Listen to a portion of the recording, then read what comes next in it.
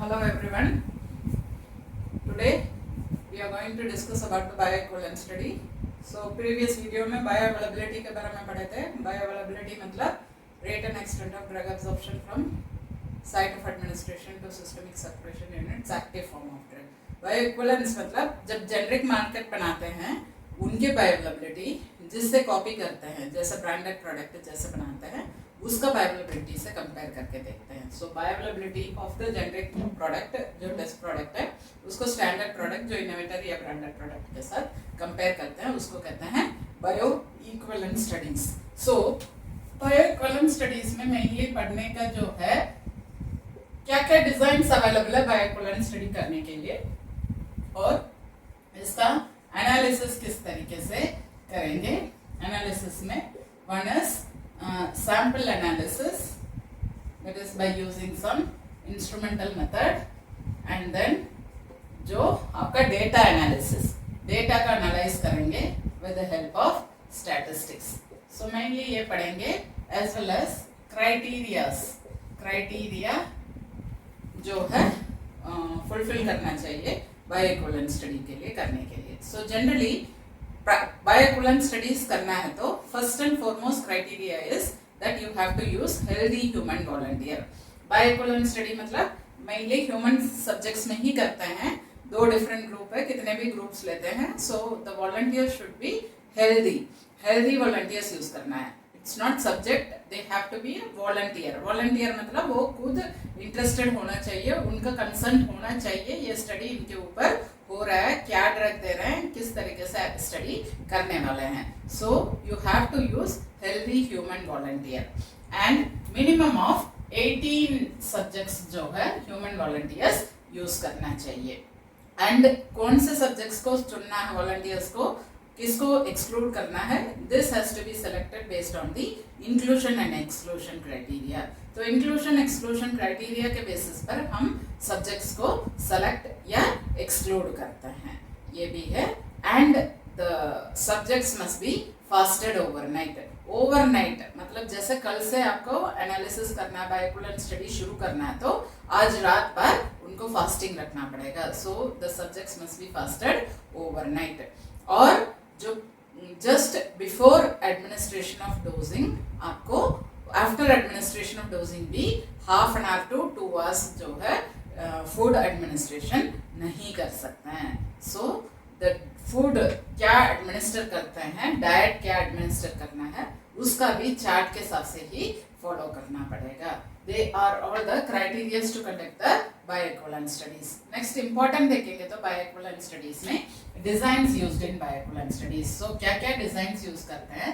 First design is crossover design, second design is replicated crossover design and third design is parallel design. ये सब generally हम single dosing के लिए करते हैं. And there is another study which has to be done for multi dose clinical trial और the bioequivalent studies, multi dosing studies भी करना पड़ेगा. सो क्या क्या स्टडी करना चाहिए. फर्स्ट ऑफ ऑल डिजाइन्स में क्रॉसओवर डिजाइन यूज कर सकते हैं, replicated crossover design, parallel design and multi dose designs. ये डिजाइन यूज करते हैं बायोइक्विवेलेंट स्टडीज में. क्रॉसओवर डिजाइन मतलब हर सब्जेक्ट जितने भी ग्रुप्स यूज करते हैं हर ग्रुप्स और सब्जेक्ट्स में हर टेस्ट प्रोडक्ट भी मिलेगा, रेफरेंस प्रोडक्ट भी मिलेगा. Each subject or each group will receive both test and reference product. उसको कहते हैं क्रॉसओवर डिजाइन. क्रॉसओवर मतलब पहले आप एक ग्रुप को टेस्ट दे रहे हैं, दूसरे ग्रुप को रेफरेंस दे रहे हैं, तो नेक्स्ट सीक्वेंस में क्या देना है, जिसको टेस्ट मिला है उनको रेफरेंस देना है, जिनको रेफरेंस मिला है उनको टेस्ट देना है. जैसे इन केस में क्या करते हैं, ग्रुप 1 को हम पहले टेस्ट दे रहे हैं और ग्रुप 2 को रेफरेंस दे रहे हैं, तो फिर नेक्स्ट क्रॉसओवर करना है. दैट इज जो ग्रुप 1 को रेफरेंस देना है ग्रुप 2 को टेस्ट देना होगा. इसी तरीके से करते हैं. ये 2 प्रोडक्ट्स का बोलता है. It may be more than 2 products, 3 products भी हो सकता है. ए बी सी है तो पहले ए बी सी देना है, फिर बी सी ए देना है, फिर सी बी ए देना है, फिर ए बी सी में भी ए सी बी हो सकता है, सी बी ए करके है तो सी ए भी दे सकते हैं, बी सी है तो बी ए सी ये भी कर सकते हैं. तो उसी तरीके से डिफरेंट क्रॉसओवर करना है, पर एक ग्रुप में हर प्रोडक्ट्स होना चाहिए. तो इससे क्या फायदा होगा? सो हर प्रोडक्ट एक सब्जेक्ट में मिलने inter subject variability.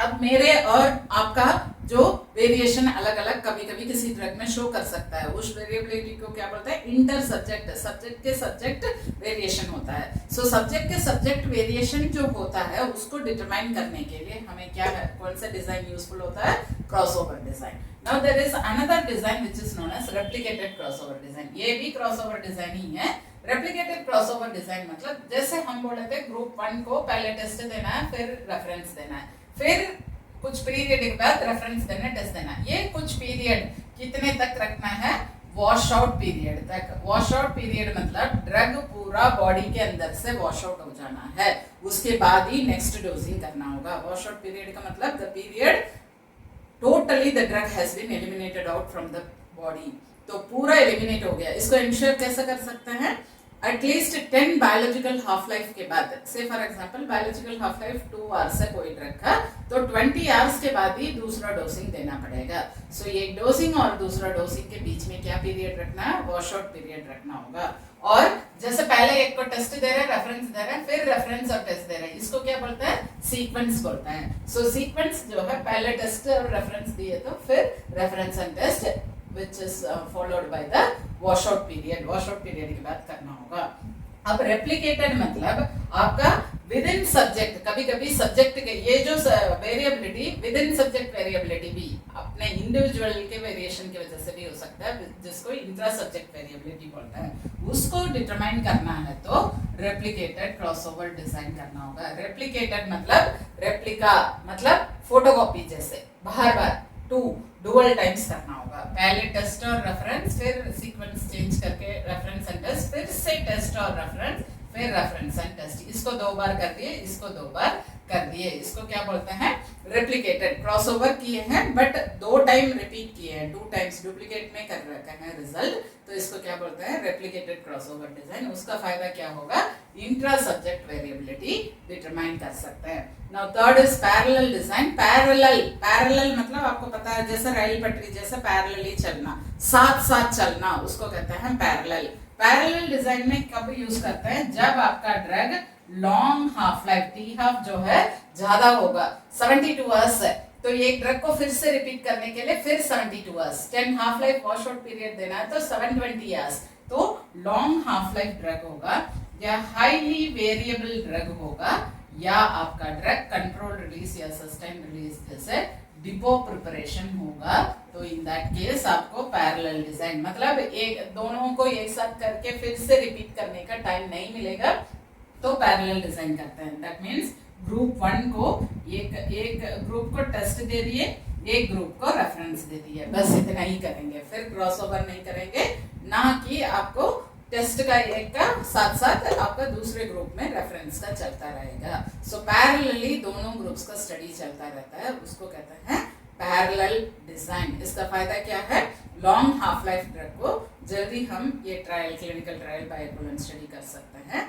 As well as highly variable drug और डिपो प्रिपरेशन में भी ये यूज कर सकते हैं। ये सब सिंगल डोज के बारे में बात कर रहे हैं, मल्टी डोज में भी हम डिटरमाइन कर सकते हैं। मल्टी डोज में mainly CSS average, CSS max, CSS minimum, ये सब डिटरमाइन करके हम ये सेम डिजाइन्स को यूज कर सकते हैं in case of multiple dosing. So ये हो गया आपका डिजाइन्स। बायोइक्विवेलेंस डिजाइन्स क्या क्या यूज करेंगे, crossover design, replicated crossover design, parallel design and multiple dose study करेंगे। Now next is analysis. अब सैंपल विड्रॉ कर दिए, उसके बाद एनालाइज करना होगा। एनालाइज करने के लिए हम कुछ कैसे करेंगे, सैंपल का अस्से करेंगे टू डिटरमाइन द कंसंट्रेशन। अस्से क्यों करना है कि क्या कितने कंसंट्रेशन आपके सैंपल में प्रेजेंट है drug, to determine the drug concentration with respect to time you have to analyze the sample by assay method। ये assay method कैसे होना चाहिए, accurate होना चाहिए, precise होना चाहिए और reproducible होना चाहिए, as well as ये जो है आपका स्टेबिलिटी इंडिकेटिंग होना चाहिए, स्टेबल भी होना चाहिए जो assay जो कर रहे हो, और एक्यूरेट, प्रिसाइज, रिप्रोड्यूसिबल, बार बार करने से भी सेम रिजल्ट आना चाहिए उसी तरीके से। सो कौन से ऐसा मेथड्स जनरली यूज करते हैं, we use HPLC GC to determine the concentration of drug present in the biological sample. अब हम जनरली ड्रग कंसंट्रेशन निकालने के लिए UV यूज कर सकते हैं। बट बायोलॉजिकल सैंपल में ड्रग कितना प्रेजेंट है, ब्लड में, सलाइवा में, सीएसएफ में, इन सब में चेक करना है तो सिंपल यूवी मेथड से डिटेक्ट नहीं कर पाएंगे। तो बायोलॉजिकल सैंपल के लिए हमें sophisticated instruments like HPLC, GC use करना होगा। Then there is method of statistical analysis. ये सब एनालाइज करने के बाद you have to compare test and reference, ये दोनों को कंपेयर करना है whether they are significantly different और सेम, डिफरेंट और नॉट डिफरेंट। इसके लिए हम स्टैटिस्टिक्स लगाएंगे। सो क्या मेथड यूज करेंगे, you have to analyse the variance which is done by ANOVA। ANOVA मतलब एनालिसिस ऑफ वेरिएंस करना चाहिए। सो कॉन्फिडेंस इंटरवल 90% लेके हम करेंगे कितना सिग्निफिकेंट डिफरेंस है आपस में टेस्ट और रेफरेंस प्रोडक्ट का, एंड इसका वेरिएशन कितना अलाउड है, 85 to 125% जो है generally allowed limit for the statistical analysis between the test and reference product। test and reference आप सब बायोअवेलेबिलिटी निकाल दिए, उसके बाद कंपेयर करना है, आर दे कंपेरेबल और not comparable, are they same और डिफरेंट, वो डिटरमाइन करने के लिए हम क्या यूज करेंगे, स्टैटिस्टिकल मेथड बोलते हैं। तो वो भी एनालिसिस में एक मेथड में ही आता है स्टैटिस्टिकल एनालिसिस। वो कैसे करेंगे, ANOVA यूज करेंगे, यूज करके करेंगे, और 90% कॉन्फिडेंस इंटरवल एंड वेरिएशन कितना हो सकता है, सिमिलर होना है तो 85 to 125% के बीच में उनका बायोअवेलेबिलिटी होना चाहिए comparable, then they are considered to be the bio equivalent product माना जाता है। तो ये कंप्लीट हो रहा है बायो इक्विवेलेंट स्टडी। बाकी नेक्स्ट वीडियो में we will discuss about the IVIDC. Thank you.